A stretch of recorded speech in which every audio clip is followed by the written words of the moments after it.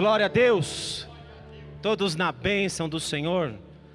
Você pode sentir a presença de Deus que está aqui nessa noite? Louvado seja o nome do Senhor. Você não pode, você vai sentir.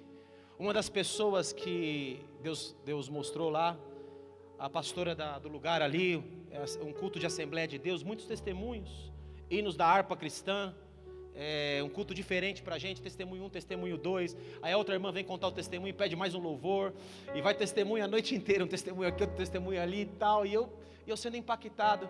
A pastora, agora vamos todo mundo orar, de joelhos. Eu estava olhando para todo mundo, não estava vendo nada. A hora que eu ajoelhei e levantei de novo, Deus começou a revelar todos os corações, eu comecei a ver tudo. Mas teve um rapaz especificamente que eu não vi nada dele. Ele estava ali, na verdade ele chegou depois, sentou na cadeira, ficou ali.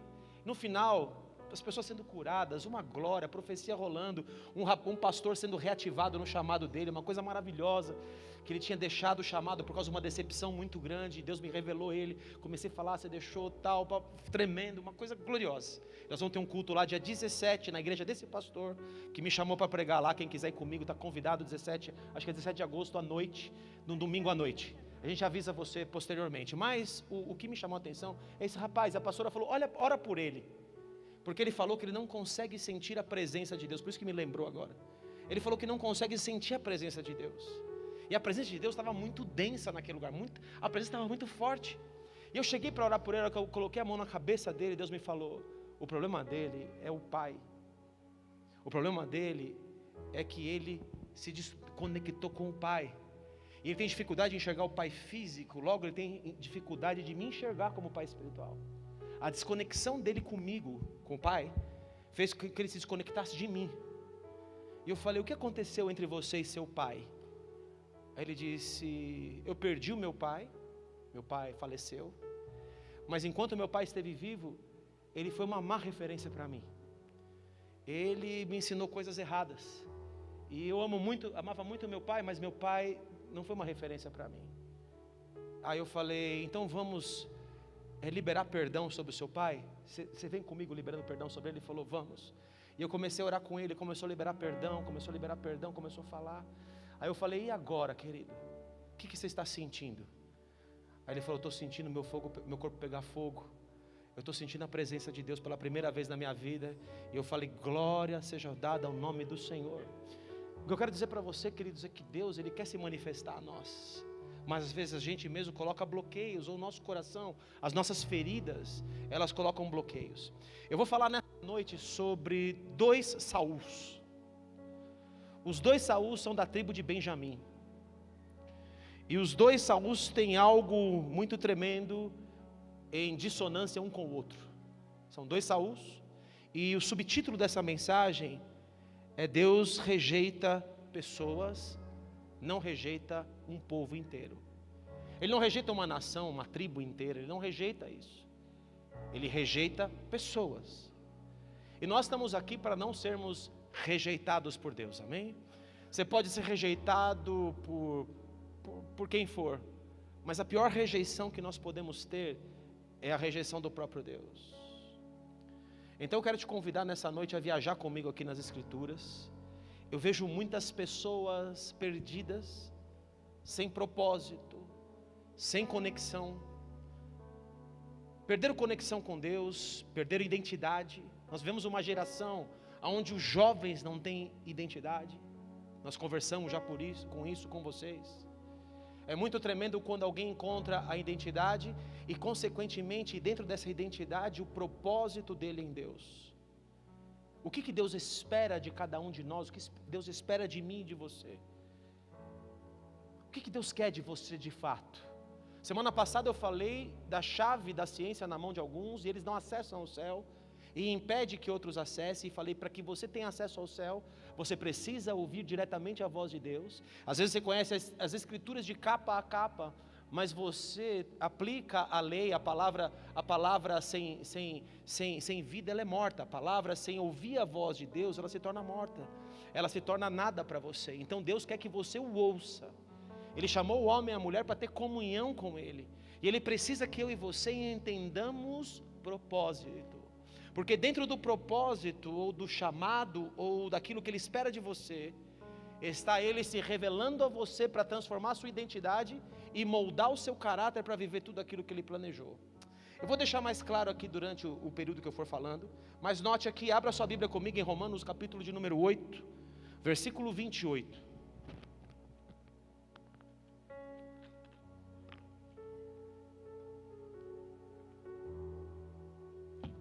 Quanta gente perde a direção porque perdeu o propósito. Quem não tem propósito, querido, ele anda como dando murro ao ar. Paulo diz que ele não olha para trás, ele esquece das coisas que para trás ficam, caminha para que diante dele estão, e ele segue para o alvo. E é muito interessante que ele diz que o alvo dele é Cristo. Então, para eu estar ligado no alvo correto, para eu estar no sentido correto daquilo que Deus espera de mim, eu tenho que estar ligado no propósito de Deus.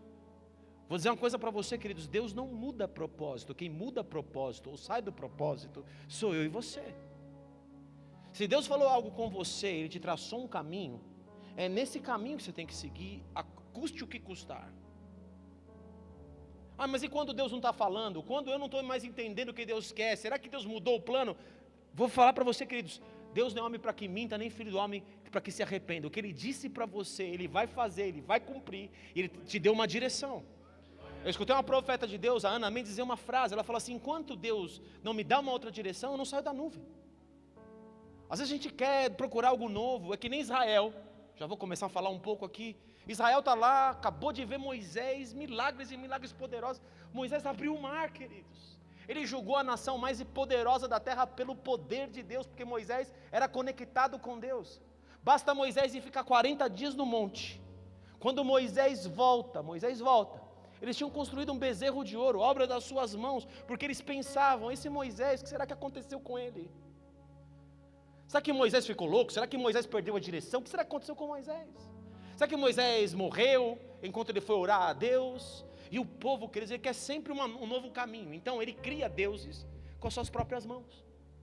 Eles criam, lançam um bezerro no fogo, pegam aquele bezerro e começam a adorar aquele bezerro. Esse é o nosso Deus que nos tirou do Egito. Na verdade, o bezerro eram os animais adorados no Egito, eram os demônios que Moisés derrubou. Mas um povo que perde o propósito, ou não conhece o propósito, mesmo vendo milagres diante dos olhos deles, eles se desconectam.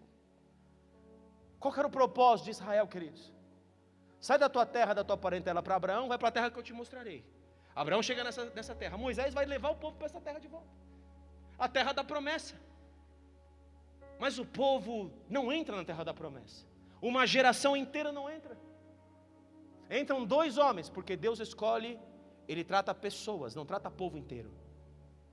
Josué e Caleb entram, porque neles houve um espírito diferente do que houve nos outros 10 príncipes que espiaram a terra de Deus, a terra da promessa, a terra que manava leite e mel.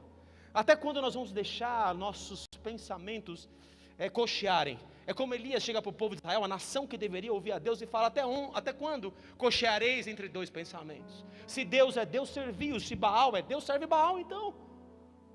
Até quando nós vamos ficar testando Deus, ou botando Deus à prova, com as nossas faltas de convicção? E a nossa falta de convicção está ligada diretamente a sermos pessoas que andam em 2 caminhos, andam como coxos espirituais. Ora nós ouvimos a Deus, e aí nós, agora está legal, porque olha, ou veio num culto, olha a presença de Deus que está aqui, nossa, então hoje eu vou louvar. Aí vem um outro culto, não sente tanta presença, porque isso também acontece. E ele diz: onde tem 2 ou 3 reunidos no meu nome, eu ali estou no meio deles. Ele não depende de nós sentirmos Ele.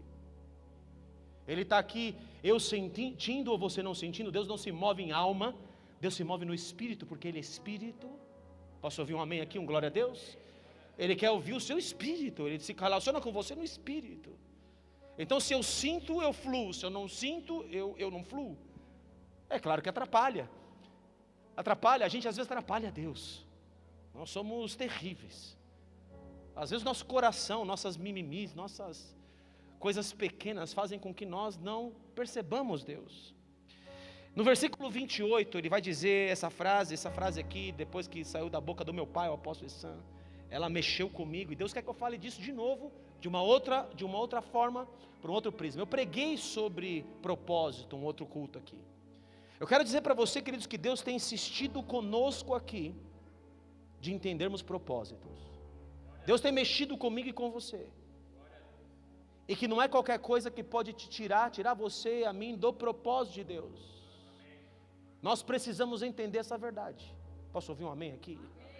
Então, versículo 28 de Romanos diz, do capítulo 8, sabemos que todas as coisas cooperam para o bem daqueles que amam a Deus, e nós, igreja evangélica, gostamos dessa parte do versículo.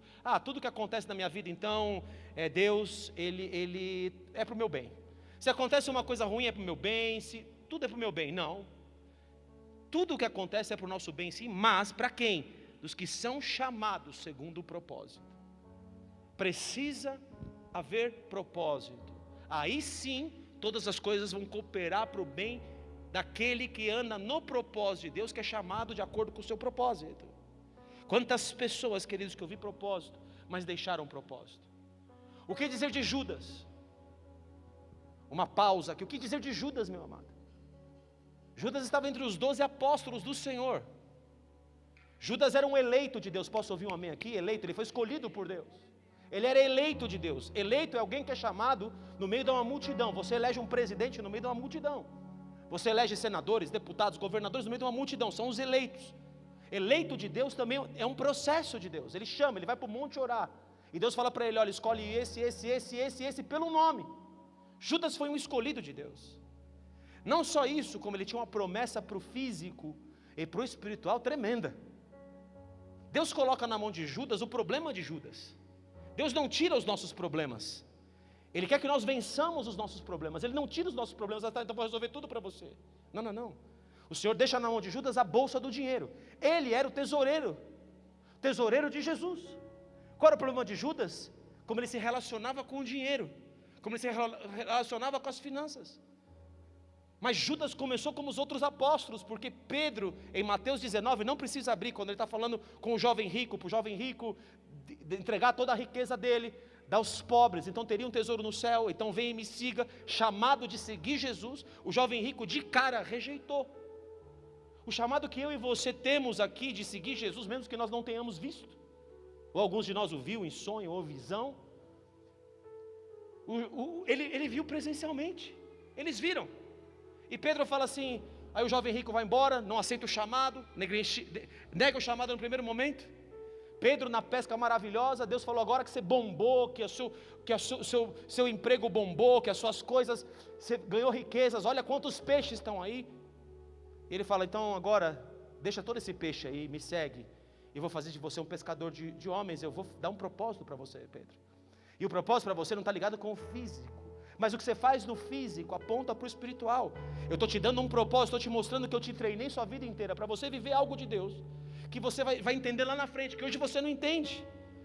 Tem muito problema no seu coração aqui e tal, mas voltando para Judas. Aí Pedro, nessa passagem do jovem rico, fala, ele não aceitou, Senhor, então, quem pode ser salvo? Ele fala, isso é impossível ao homem, impossível a você e a mim, mas a Deus tudo é possível. E Pedro faz a pergunta, e nós? Nós, os 12, nós que estamos aqui, nós, inclusive Judas, que deixamos tudo e te seguimos, e nós?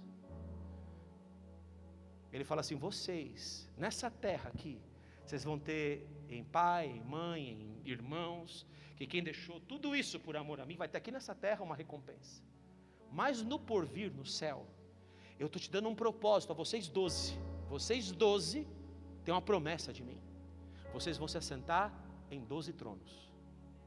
O que foi prometido para Judas, meu amado? Se assentar no trono, no reino de Jesus.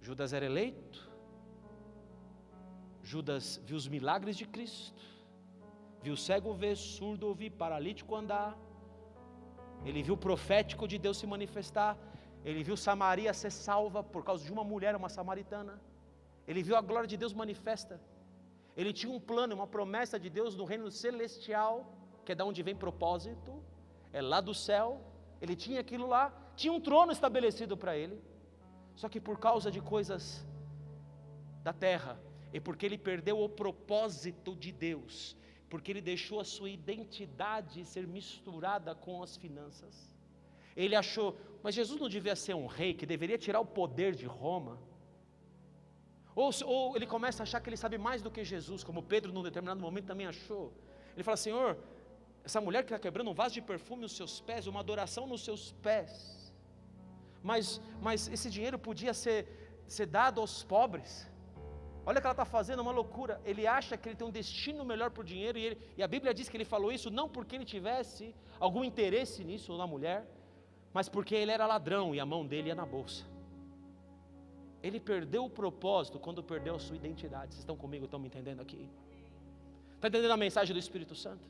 Alguns de nós, a gente é muito fácil desviar o propósito e de negociar a nossa identidade. É terrível isso, filhos. É terrível. E Deus está falando que aqueles que são chamados pelo propósito, todas as coisas cooperam para o bem deles, porquanto aos que de antemão conheceu, porque Deus, Ele vê na frente, para Ele não existe tempo, passado, presente e futuro, para Ele é a mesma coisa. Ele é atemporal, Ele está acima da esfera do tempo. Ele criou o tempo, Ele criou a eternidade antes que existisse eternidade. De eternidade a eternidade eu sou Deus, Ele é e vai continuar sendo Deus. E Ele diz assim: também os predestinou. Você entra num destino, num propósito estabelecido por Deus, e eu vou te falar como que entra nesse propósito. Predestinou para serem conformes à imagem do seu Filho. Ele te deu uma identidade. A identidade que Deus espera de mim e de você, que o nosso destino é que no nosso caráter nós sejamos igual a Jesus. Essa é a identidade que Deus quer trabalhar comigo e com você. Existe um padrão.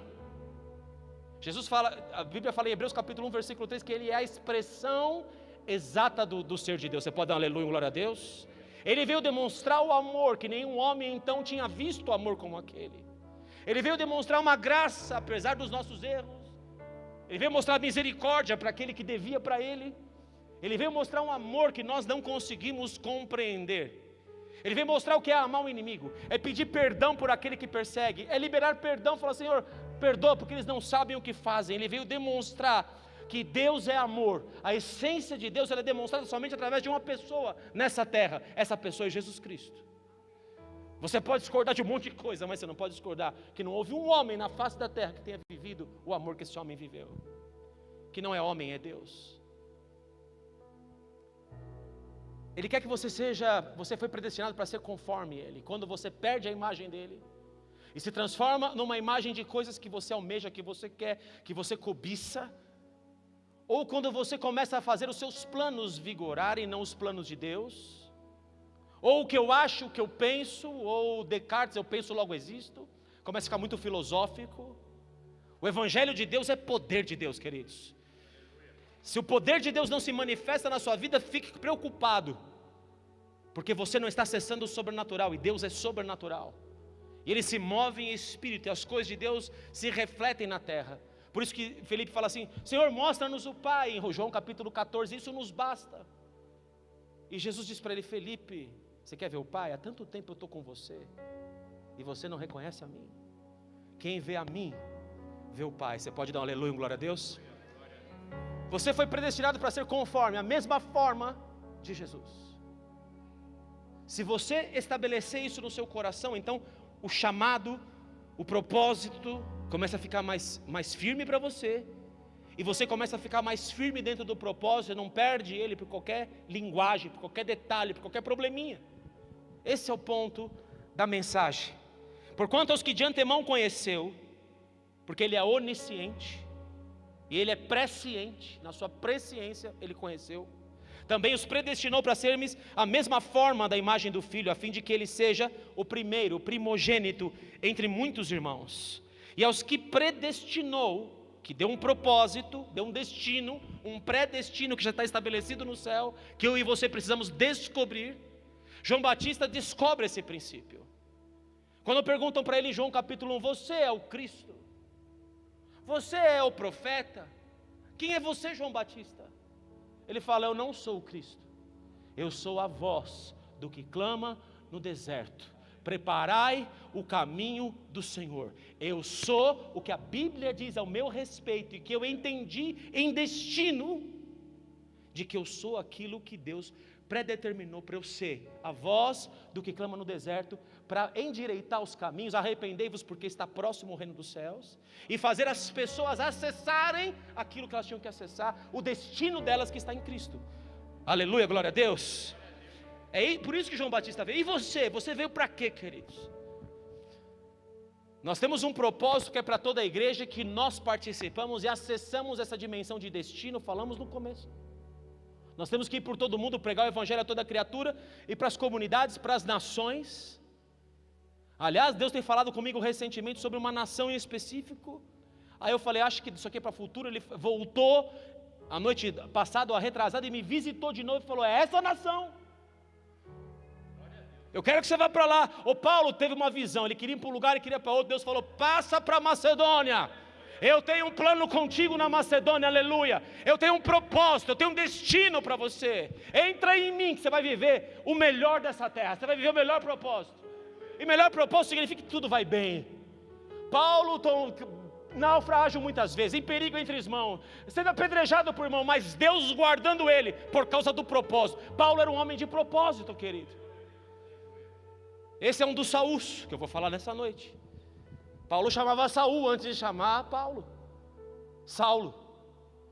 Saul é o mesmo nome no original, no hebraico. É um homem de propósito. Eu tenho visto pessoas sem propósito.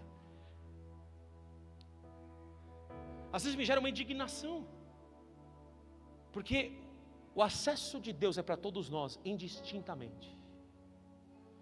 Mas eu vejo gente correndo atrás do rabo, vivendo em desertos, quando Deus queria que essas pessoas acessassem glória.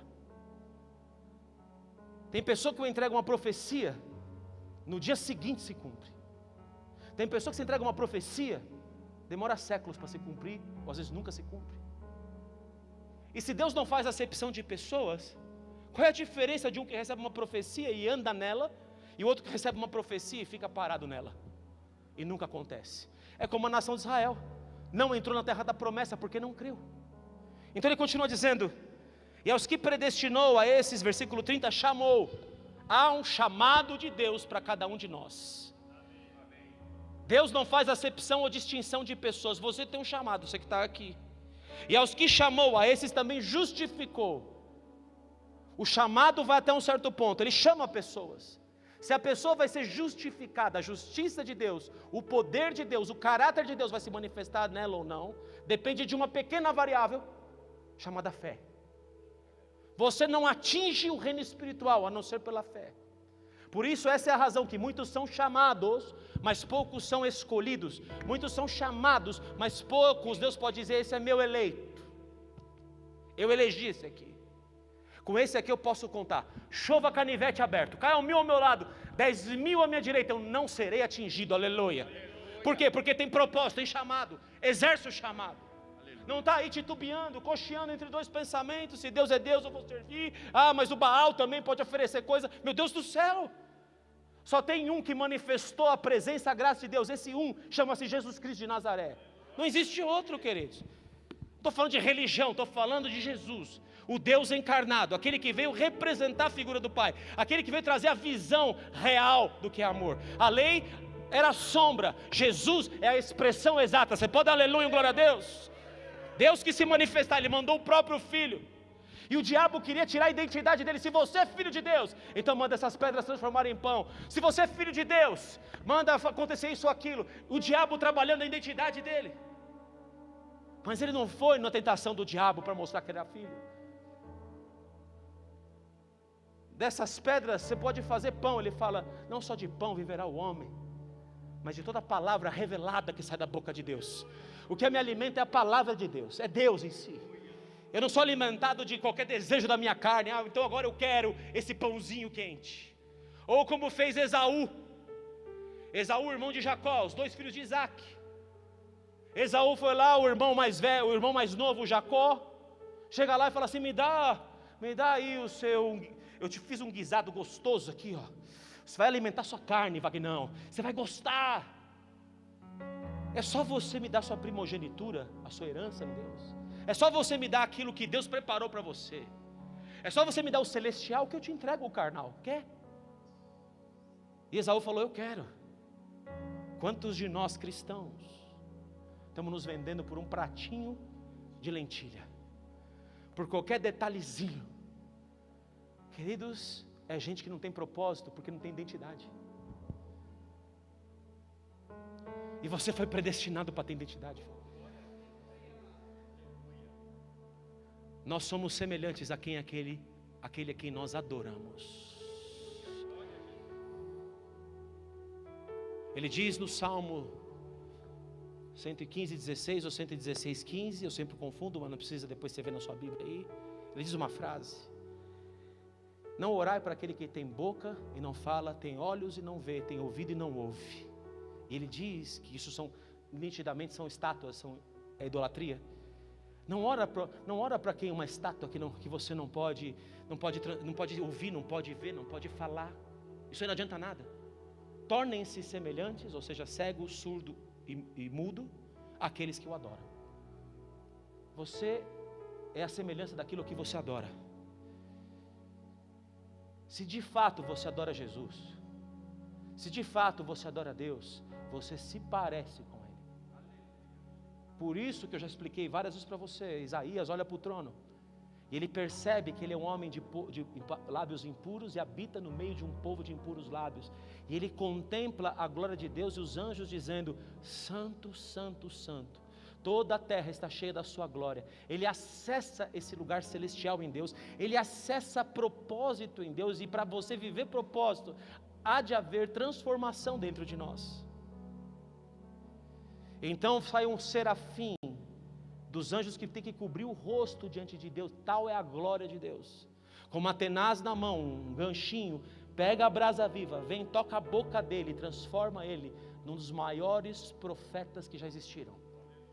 Tira o pecado dele com brasa viva do altar. Enquanto você vê um anjo dizendo: Santo, Santo, Santo, você está acessando a santidade de Deus.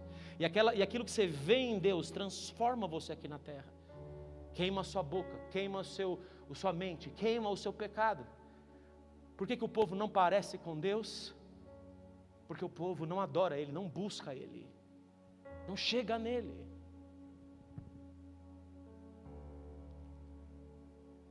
Ele quer que você seja justificado por Deus. E o último passo, ser glorificado é receber o corpo novo, eterno, da parte dele. Quando eu e você ressuscitarmos e recebermos um corpo glorificado, ou que se estivermos em vida, sermos transformados no abrir e fechar de olhos, como o apóstolo Paulo acessou e nos disse. Esse corpo aqui que morre aos 70, 100 anos, ele vai ser revivificado pela vida eterna. Você pode dar um aleluia, glória a Deus? Se não, qual o propósito? Se crermos em Deus somente para essa vida, o próprio Paulo diz, somos os mais miseráveis de todos os homens.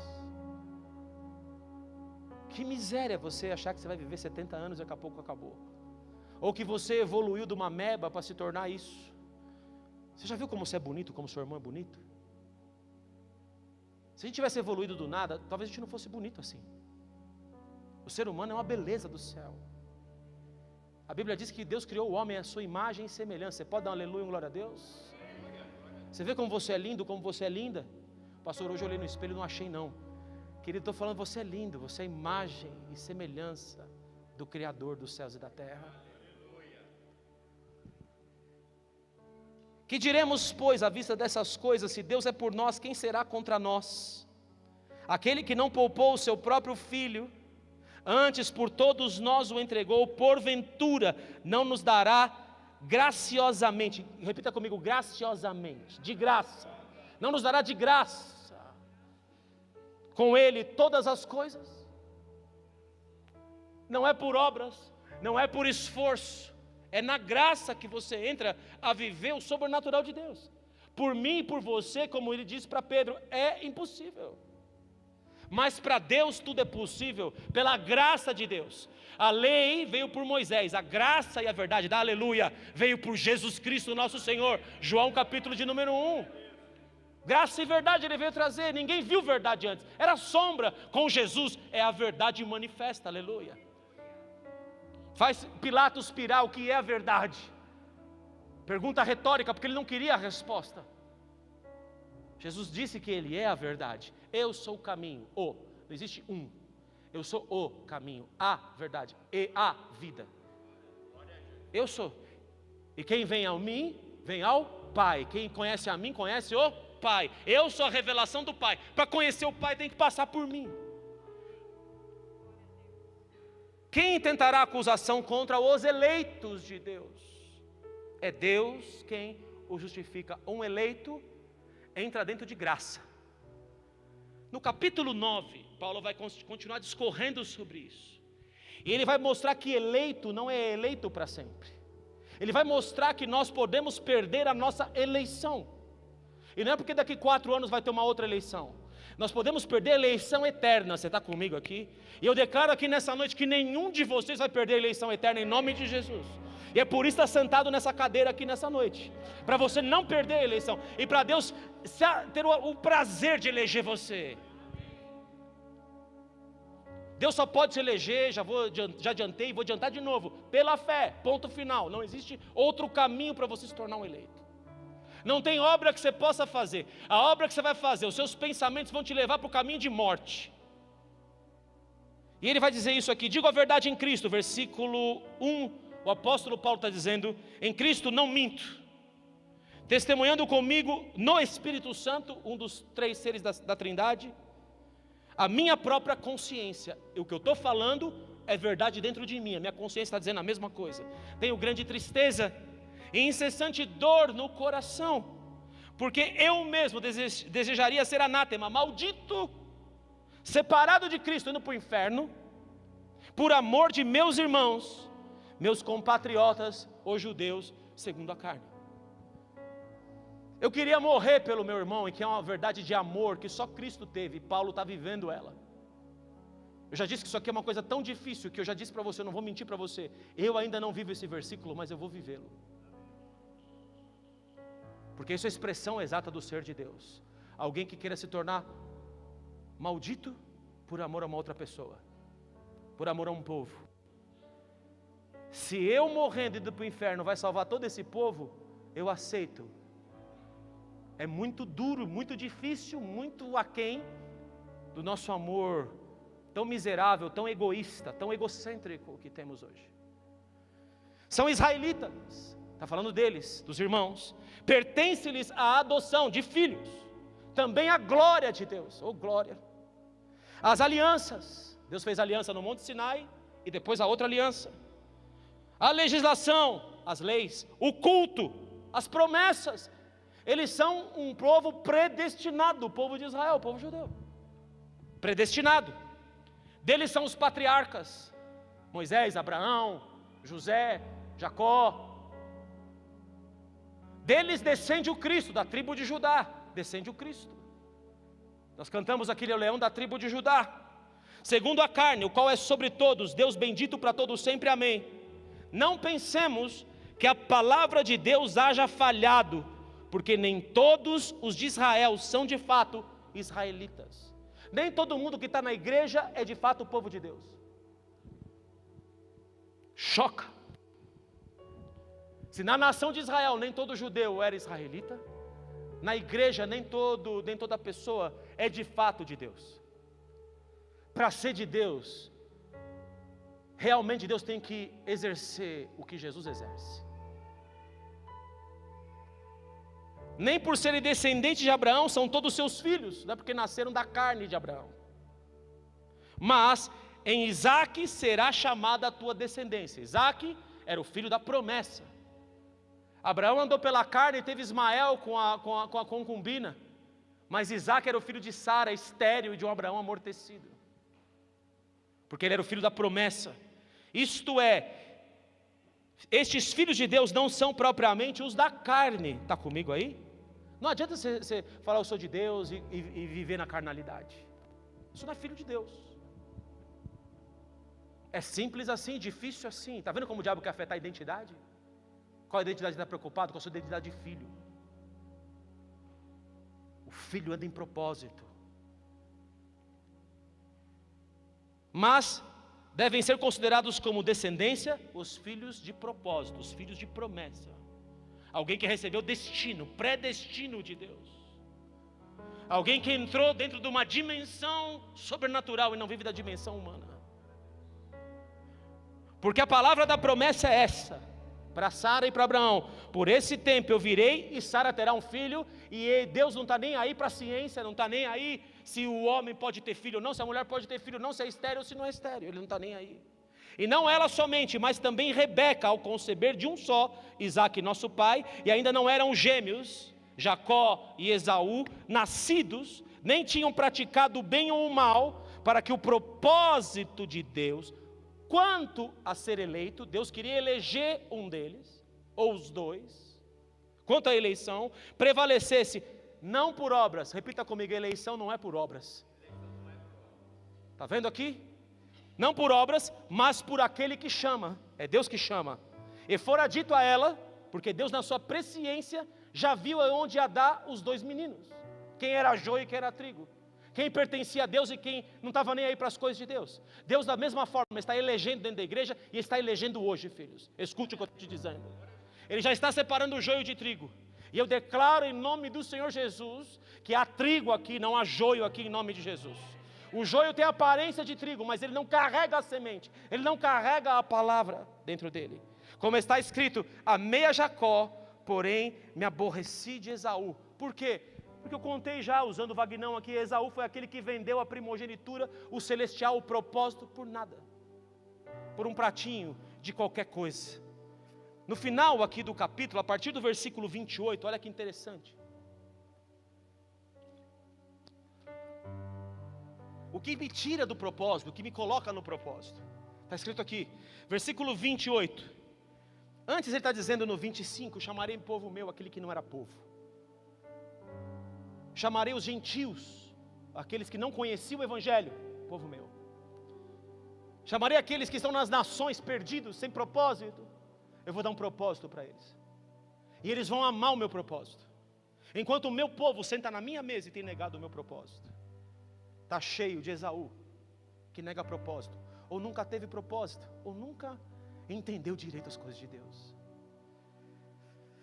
Porque o Senhor cumprirá a sua palavra sobre a terra cabalmente em breve, como Isaías já disse: se o Senhor dos exércitos não nos tivesse deixado descendência, ter-nos-íamos tornado como Sodoma e semelhantes a Gomorra. É Deus que nos mantém. Se eu não acessar Deus, nós vamos fazer os mesmos pecados gravíssimos de Sodoma e Gomorra. E ele diz: que diremos pois? Que os gentios, aqueles que não tinham eleição de Deus, não eram povo de Deus, não tinham propósito de Deus, que não buscavam a justificação, lembra, aqui chamou, ele justificou, vieram a alcançá-la, todavia que decorre da fé. Como é que eu alcanço? Repete aí: pela fé. E Israel, que buscava a lei da justiça, as obras para se justificar, não chegou a atingir essa lei. Por quê? Porque não decorreu da fé, e sim como das obras. Tropeçaram na pedra de tropeço chamada lei. Tropeçaram assim. Como está escrito: eis que ponho em Sião uma pedra de tropeço e rocha de escândalo, e aquele que nela crê, Jesus Cristo, essa pedra de tropeço e rocha de escândalo, não será confundido. Ele confundiu Israel ao viver algo que eles não esperavam, a ter um rei que eles não esperavam que fosse daquele jeito, daquela maneira. Em Efésios capítulo 1, no versículo 3, o mesmo Paulo que entendia de propósito, vivia propósito, ele vai dizer uma coisa aqui: bendito o Deus e Pai de nosso Senhor Jesus Cristo, que por ato contínuo nos tem abençoado com toda sorte de bênção espiritual nas regiões celestiais em Cristo. Aonde estão essas regiões? Em Cristo. Como é que eu acesso o céu? Em Cristo. Como é que eu entro no céu? Por Cristo. Como é que eu sou salvo? Por Ele, por meio dEle, para Ele, são todas as coisas, é para a glória dEle. Assim como nos escolheu, nos elegeu nele. Toda a eleição acontece nele. Quando eu me pareço com Ele, antes da fundação do mundo, antes de Ele criar o mundo, Ele já preparou para que em Cristo vivêssemos propósito. E só podemos acessar o propósito de Deus em Cristo, não por nós mesmos. Assim nos escolheu desde a fundação do mundo para sermos santos. Para que Deus te elegeu? Para ser santos e irrepreensíveis perante Ele. E em amor nos predestinou para Ele. Predestinação existe nele, destino existe nele. Sem Ele não há destino, não há predestinação. por meio de Jesus Cristo, segundo a bondade da sua vontade, o beneplácito da sua vontade, para louvor da glória de sua graça, que Ele nos concedeu gratuitamente pela graça e pela fé no amado. E Paulo vai orar. Então eu oro por vocês, Éfeso, igreja de Éfeso, que o Senhor vos conceda espírito de sabedoria e de revelação do plano celestial, para descobrir a esperança do seu chamado, a porção da sua herança nos santos, e qual a suprema grandeza do seu poder que Ele exerceu em Cristo, ressuscitando dentre os mortos, e o fez assentar acima de principados, demônios, de nações, poderes e domínios, e lhe deu por corpo a igreja. Ele é o cabeça dessa igreja, Ele nos fez assentar nesses lugares celestiais nele. Está comigo aqui? Todo o destino está oculto em Cristo. Os tesouros, Colossenses capítulo 3, da sabedoria e do conhecimento, estão escondidos em Cristo. Se você não acessa Cristo, você não acessa tesouro. Se você não acessa Cristo, não acessa propósito. Se você não acessa Cristo, você não acessa identidade. Por isso há tanta gente sem identidade e não se mantém nos propósitos. É o que ele diz a respeito aqui do povo em Hebreus capítulo 3. No livro de Hebreus, aos judeus. O autor é desconhecido, mas nós entendemos que é Paulo que escreve essa carta também. Assim, pois, como diz o Espírito Santo hoje, se ouvirdes a sua voz, não endureçais o vosso coração. Não adianta ouvir e depois ficar com o coração durinho e não acreditar. Como foi na provocação, no dia da tentação do deserto, ele está se referindo ao povo que saiu do Egito e estava no deserto, onde os vossos pais me tentaram, pondo-me à prova, viram as minhas obras, meus sinais, maravilhas, água brotar da rocha, cordões vindo do céu, pão nascer todo dia, acima da terra, alimentou eles. Mas viram as minhas obras por 40 anos, por isso me indignei contra essa geração e disse: estes sempre erram aonde? No coração. No coração, Deus está preocupado com o nosso coração. Eles também não conheceram o meu destino, os meus caminhos. Eu dei promessa para eles, mas entrou por um ouvido, por um coração duro e saiu pelo outro. Assim jurei na minha ira, não entrarão no meu descanso, não entrarão na minha glória, não entrarão no sétimo dia que eu preparei para que o povo da terra viva eternamente no meu sétimo dia, no meu descanso. Assim jurei na minha ira, não entrarão. Tendo cuidado, irmão, jamais aconteça haver em qualquer de vós um perverso coração de incredulidade. Não.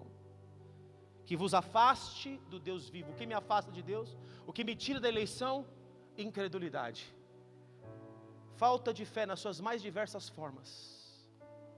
Tende cuidado, irmão, jamais aconteça haver nesse coração em você. Hoje, no versículo 13, a fim de que nenhum de vós seja endurecido pelo engano do pecado.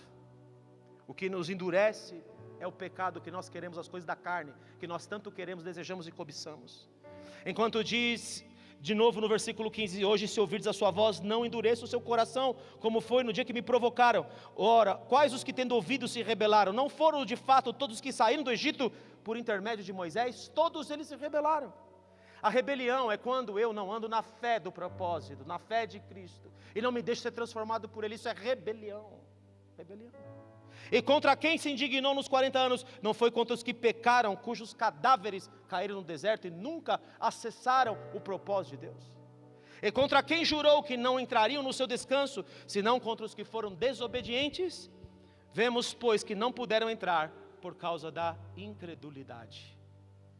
Ele não para aqui, ele continua: temamos, portanto, que sendo nos deixado o propósito, a promessa de entrar no descanso de Deus, suceda parecer que algum de vós tenha falhado, porque também a nós foram anunciadas as boas novas, como se deu com eles, mas a palavra que ouviram não lhes aproveitou, o propósito não foi aproveitado, visto não ter sido acompanhado, que diz aí na sua Bíblia, pela fé naqueles que a ouviram. Se nós não andarmos por fé, andarmos por vista, como incrédulos, se o nosso raciocínio, os nossos desejos nos puxam para baixo, nós não vamos acessar a eternidade e o tempo de Deus. Não vamos ser eleitos, escolhidos por Deus. E ele diz que se Josué, mais para frente aqui, tivesse dado descanso para o povo na terra que foi possuída pelos filhos de Israel, Davi não viria muitos anos depois a dizer que resta um repouso para o povo de Deus. Nós todos aqui somos convidados para um repouso em Deus, para um lugar de descanso eterno.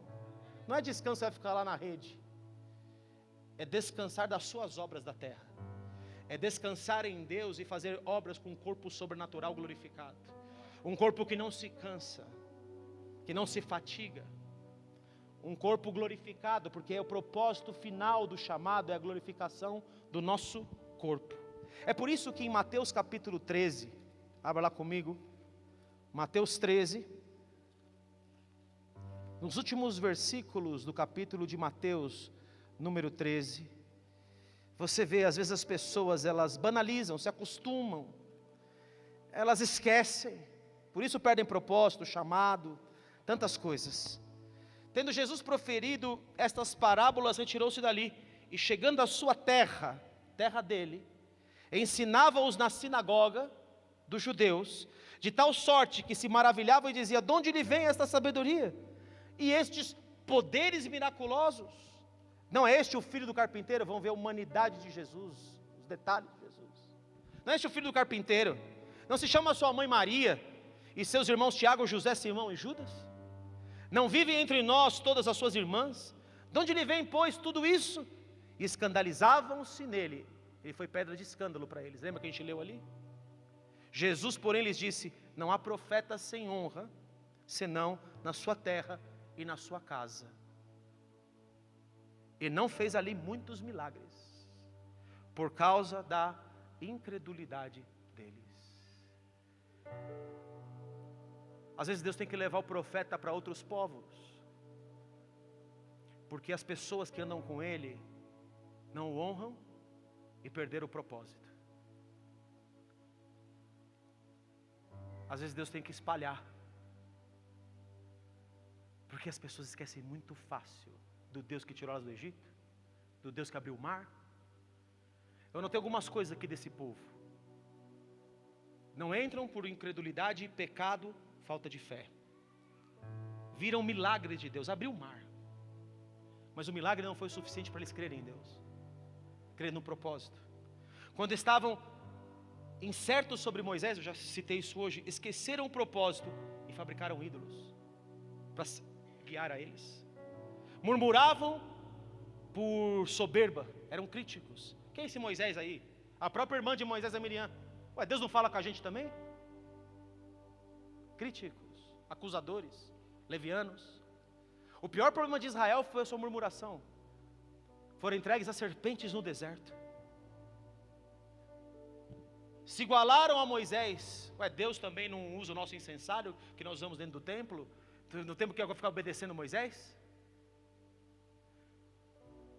Saciaram seus desejos no coração, falando: queremos voltar para o Egito. Lá a gente tinha pelo menos carne, e aqui nós temos fastio desse pão vil. O maná que Deus dava todos os dias, ficaram enjoados. O povo se enjoa. Uma vez eu falei para o apóstolo assim: apóstolo, meu pai, por que as pessoas deixam? Por que as pessoas saem? Ele falou: porque elas enjoam de você. Ou elas começam a achar que elas são tão firmes como você. Elas esquecem que você é que se deu por elas, por isso que elas saíram do pecado, das situações difíceis. Não, agora elas sabem mais que você. E por incredulidade não atingiram a promessa de Deus, o propósito de Deus, e ficaram caídos no deserto, não entraram na terra da promessa, tampouco no céu. Tampouco no céu. Em Romanos capítulo de número 11, Paulo estava falando dos judeus que não foram eleitos por causa das obras. Eles achavam que seriam eleitos por obras, mas Deus falou que a eleição só acontece por fé, que não é porque você é israelita que você é filho de Deus, mas filho de Deus são aqueles que têm a fé que teve Jesus. Esses são os filhos de Deus. No capítulo 11 Paulo diz: porventura, pois terá Deus rejeitado o seu povo? Deus rejeitou os judeus? Paulo está perguntando isso. De modo nenhum. Deus não rejeita povo. É que eu disse que era o subtítulo da mensagem. Ele rejeita pessoas. Ele rejeita eleitos. Ele rejeita pessoas que perdem o propósito e que perdem a identidade. Esses ele rejeita. E se Ele não poupou o Israel físico, filhos, tampouco poupará o Israel espiritual que somos nós. Porque eu também sou israelita, da descendência de Abraão, da tribo de Benjamim. Que tribo era Paulo? Benjamim. Paulo era Saulo, Saul, da tribo de Benjamim. Deus não rejeitou o seu povo, porque Ele me elegeu, Ele me chamou. Ele não só me chamou, como me elegeu. Me elegeu para um propósito. Ele não rejeitou Benjamim. Ele não rejeitou a tribo inteira de Benjamim. Ele rejeitou sim pessoas de Benjamim, mas não rejeitou a mim. Deus não rejeitou o seu povo, a quem de antemão conheceu. Ou não sabeis o que a Escritura refere a respeito de Elias, como insta perante Deus contra Israel, dizendo: Senhor, mataram os teus profetas, arrasaram os teus altares, e só eu fiquei, e procuram tirar minha vida. Que lhe disse, porém, a resposta divina: eu que reservei para mim 7.000 homens que não se dobraram a outro Deus, a Baal. Assim, pois, agora, no tempo de hoje, sobrevive um remanescente, segundo a eleição do quê? Graça. Graça é favor imerecido. Eu não mereço, você não merece. A minha obra e a sua obra não merece. Não tem o que eu possa fazer para ter vida eterna. Não tem o que eu possa fazer para acessar o céu por mim mesmo. Você só acessa o céu através dele, por ele, para a glória dele, ponto final. Só acerta o propósito celestial, o propósito eterno. Deus criou a árvore da vida no paraíso. E Ele criou a árvore do bem, do conhecimento do bem e do mal. O homem escolheu viver independente de Deus. Mas ele tinha vida e vida eterna para esse homem. Jesus fala: eu sou a videira verdadeira, vós sois um ramo. Sem mim vocês não podem fazer nada. Aleluia. A glória é dele, é para ele, para a glória dele, não é para nós. Que diremos, pois? O que Israel buscava, isso não conseguiu, mas a eleição alcançou, e os mais foram endurecidos, como está escrito: deu-lhes espírito de entorpecimento, olhos para não ver, ouvidos para não ouvir, até o dia de hoje. Diz Davi: torne-se-lhes a mesa em laço, armadilha e tropeço e punição, escureçam-lhe os olhos, para que não vejam e fiquem sempre curvadas as suas costas. Pergunto: eles pecaram, tropeçaram para que caíssem? Não, a sua transgressão de Israel trouxe vida ao que não era povo, a mim e a você. Mas ele vai dizer aqui no versículo 14: dirijo-vos a 13, dirijo-vos a vós outros que sois gentios, visto pois que eu sou apóstolo dos gentios, glorifico o meu ministério, para ver se de algum modo eu posso incitar ao ciúme, à emulação, os do meu povo, e salvar alguns deles, porque se o fato de terem sido eles rejeitados trouxe reconciliação ao mundo, que será o seu restabelecimento, senão a ressurreição, vida dentre os mortos. Deus vai restabelecer aqueles que crerem nele. No final dos tempos, vai ter um monte de judeus se convertendo. Na verdade, já existe muitos se convertendo a Jesus hoje, mas ainda tem um remanescente contra a eleição da graça. Só pode entrar nele pela graça, não pelas obras. E ele diz: não te glorie, versículo 18, contra os ramos, contra os judeus. Porém, se te gloriares, sabe que não és tu que sustenta a raiz, mas a raiz, que é Jesus, a ti. Dirás, pois, alguns ramos foram quebrados, para que eu fosse enxertado. Bem, pela incredulidade foram quebrados. Tu, porém, mediante a fé, fica firme, estás firme. Glória a Deus. Mantenha a fé. Paulo: combati o bom combate, completei a carreira. Como que eu completei? Guardei a fé. Aleluia, meu amado. Só pode completar a carreira guardando a fé, é o propósito. A carreira é o propósito. É assim que se guarda. Versículo 23, eles também, os judeus, se não permanecerem na incredulidade, serão enxertados de volta. Porque não quero, irmãos, que ignoreis este mistério, para que não sejais presumidos, orgulhosos em vós mesmos, que veio o endurecimento em parte a Israel, até que haja entrado a plenitude, a nossa plenitude, daqueles que não são Israel físico, e assim todo Israel será salvo. É um chamado de Deus. Versículo 28, quanto ao evangelho, são eles inimigos por vossa causa, quanto porém à eleição, amado por causa do patriarca. Deus mantém a sua palavra de pé. É só você poder entrar nela, acessar ela, e só se acessa ela pela fé. É isso que Paulo está debatendo aqui em Romanos, o livro de Romanos inteiro. Paulo está falando de eleição como ninguém falou. Paulo está falando de graça como ninguém falou. Paulo está vivendo coisas e propósitos como poucos viveram, ou muito poucos viveram. Eu vou falar sobre o outro Saul. Em 1 Samuel, capítulo de número 9, o outro Saul de outra tribo, da tribo de Benjamim, como Paulo era da tribo de Benjamim. Diz aqui: havia um homem de Benjamim cujo nome era Quis, filho de Abiel, filho de Zeror, filho de Becorate, filho de Afias, benjamita, homem de bens. Tinha ele um filho cujo nome era Saul. O filho desse homem era Saul, moço e tão belo, que entre os filhos de Israel não havia outro mais belo do que ele. desde os ombros para cima, sobressaía a todo o povo. Deus chamou um bonitão Saul, um benjamita Saul. Só que esse homem vai ter alguns propósitos com Deus, e ele encontra com o profeta Samuel que foi o primeiro a começar a trazer a glória de Deus de novo. A profecia, as visões eram escassas por causa do sacerdócio de Eli, que era um corrupto, que não repreendia os seus próprios filhos, um homem que andava por si só e deixava os filhos se corromperem, se prostituírem dentro do altar de Deus. No versículo 5 do capítulo 10, esse Samuel, um profeta que Deus disse que não deixou nenhuma palavra cair por terra dele: então seguirás a Gideá Elohim, onde está a guarnição dos filisteus. Está falando para Saul.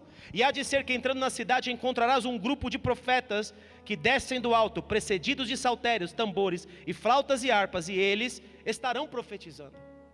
O Espírito do Senhor se apossará de ti, Saul, e profetizará com eles, e tu serás mudado em outro homem. Quando você acessa a dimensão do Espírito, Deus muda você na terra. Quando você acessa propósito, Deus muda você. Na verdade, esse homem foi chamado a ser o primeiro rei em Israel. O primeiro rei. Que honra, que propósito, que tremendo. Não havia rei em Israel. Quando estes sinais se sucederem, faze o que a ocasião te pedir, porque Deus está no propósito. Todas as coisas cooperam para o bem daqueles que amam a Deus. Você pode aleluia, glória a Deus. Tu, porém, descerás adiante de mim a Gilgal. Eis que eu descerei a ti para sacrificar o holocausto. Tem mais um pedaço, eu vou descer lá e vou sacrificar para você obter o favor de Deus. 7 dias esperarás até que eu venha ter contigo e te declare o que hás de fazer. Sucedeu, pois, que virando-se ele para despedir-se de Samuel, Deus lhe mudou o coração, e todos estes sinais se deram naquele mesmo dia. Chegando eles a Gibeá, eis que um grupo de profetas lhe saiu ao encontro. O Espírito de Deus se apossou de Saul, e ele profetizou no meio deles. Todos os que dantes o conheciam, vendo que ele profetizava com os profetas, diziam uns aos outros: que é isso que sucedeu ao filho de Quis? Está também Saul entre os profetas? Saul profetiza, Saul acessa o sobrenatural, ganha um propósito, uma dimensão de Deus. No capítulo 13 ele ganha uma prova, porque o profeta falou para ele: espera 7 dias, no 7º dia eu vou lá sacrificar, você vai obter o favor de Deus, vai sair para a guerra e vai vencer. Mas Saul, no versículo 8 do capítulo 13, diz que ele esperou Saul 7 dias, segundo o prazo determinado por Samuel. Não vindo porém Samuel a Gilgal, o povo foi se espalhando dali.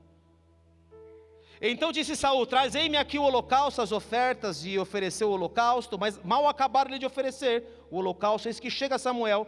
Saul lhe saiu ao encontro para o saudar. Samuel perguntou: o que fizeste? Respondeu Saul: vendo que o povo ia se espalhando daqui, o físico, o natural, os meus pensamentos, o povo que ia deixando. O exército estava fraco, pequeno em número, perto dos filisteus. O exército tinha carruagens, que nós éramos pequenos, nós éramos poucos. Quando eu vi tudo isso, e que tu não vinhas nos dias aprazados, e que os filisteus já se tinham juntado em Miquimás, eu disse comigo: agora descerão os filisteus contra mim em Gilgal, e ainda não obtive a benevolência do Senhor, e forçado pelas circunstâncias, pelos desejos, pelos pecados, pela carne, como Abraão, pressionado pela própria esposa, vai lá e faz o filho na Agar. Então disse Samuel a Saul: procedeste loucamente, neciamente, em não guardar o mandamento que o Senhor teu Deus te ordenou, pois teria agora o Senhor te elegido como rei, confirmado o teu reino. Já agora não subsistirá o teu reino. O Senhor buscou para si um homem que lhe agrada, e já lhe ordenou que seja príncipe sobre o seu povo, porquanto não guardaste o que o Senhor te ordenou, não guardaste o propósito.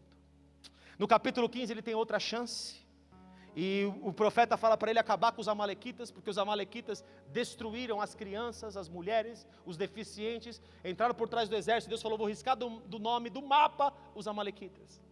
E Saul não só guarda o rei dos amalequitas, como guarda o gado dos amalequitas que Deus mandou destruir.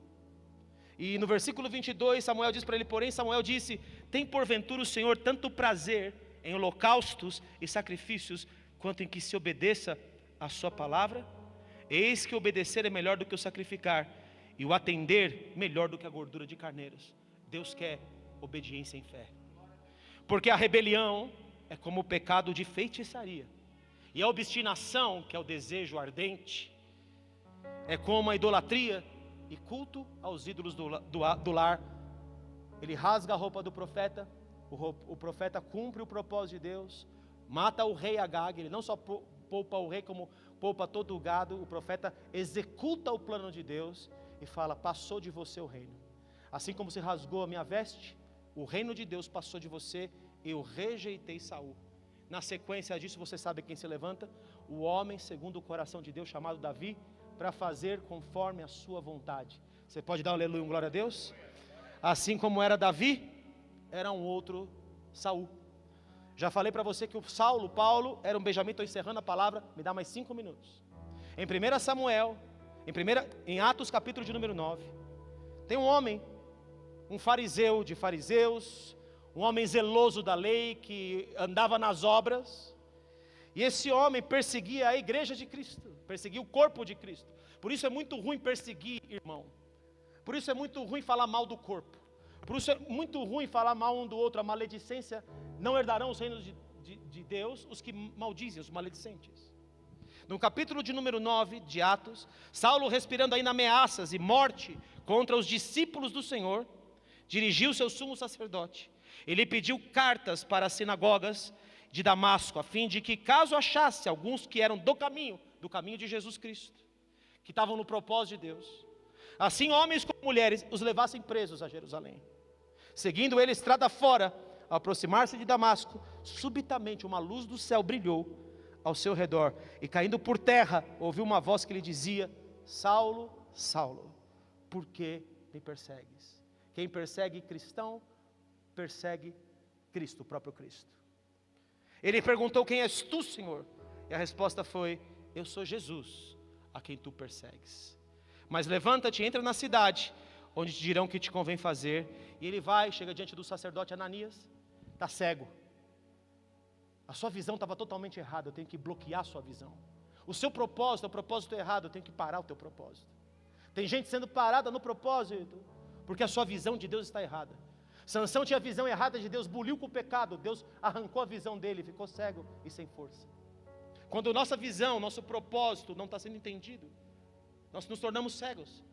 Mas vem Ananias, põe a mão sobre ele, o discípulo de Cristo, as escamas caem dos seus olhos, e ele fala assim: Deus está te chamando, Paulo. Assim como você perseguiu a igreja, você vai apanhar onde você for, porque Deus tem um propósito com você. Mas você, Paulo, vai ser aquele que vai levar o evangelho aos gentios. Você pode dar um aleluia, um glória a Deus? Eu tenho propósito na sua vida.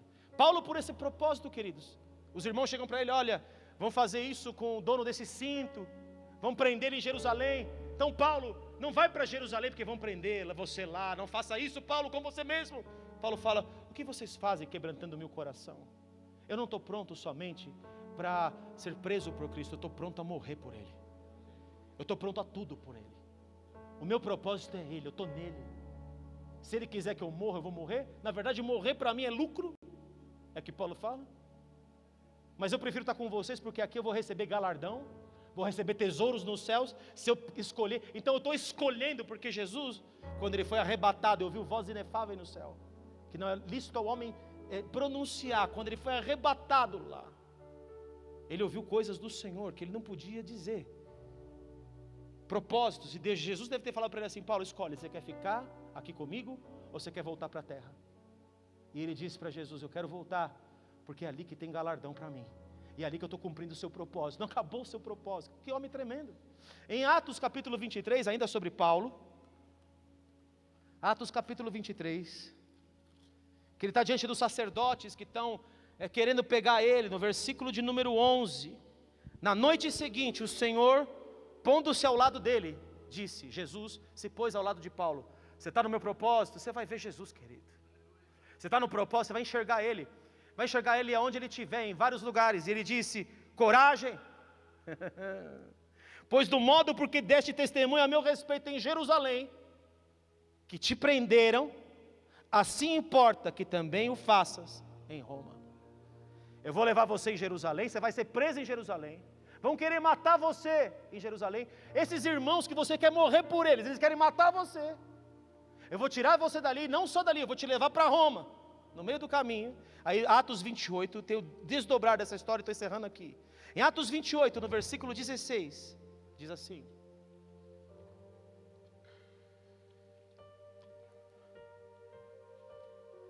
Uma vez em Roma, foi permitido a Paulo morar por sua conta, tendo em sua companhia o soldado. Ele chegou em Roma, que o guardava.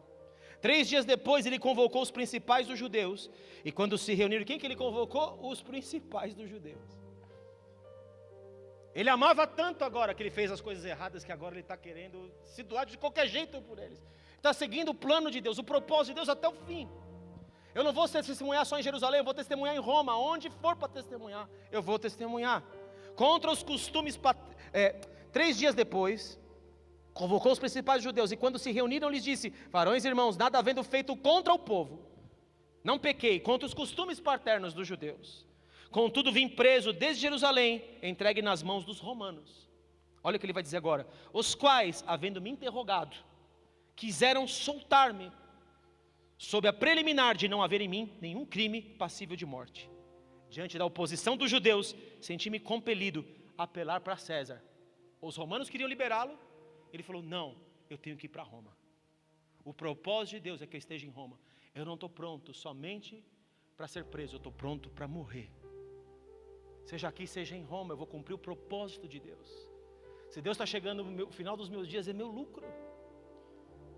E apelar para César, não tendo eu, porém, nada de que acusar a minha nação. Foi por isso que vos chamei, para vos ver e falar, porque é pela esperança de Israel que estou preso com esta cadeia. Então lhe disseram: nós não recebemos da Judeia nada, Ele cumpre o testemunho. Mesmo assim, os judeus não abrem os olhos, e ele diz aqui: vai a este povo e diz-lhe, versículo 26, de ouvido ouvireis e não entendereis, vendo vereis e não percebereis, porquanto o coração deste povo se tornou endurecido, com os ouvidos ouviram tardiamente e fecharam os olhos, para que jamais vejam com os olhos, nem ouçam com os ouvidos, para que não entendam com o coração e se convertam e por mim sejam curados. Tomais, pois, conhecimento que essa salvação de Deus foi enviada aos gentios, e eles a ouvirão.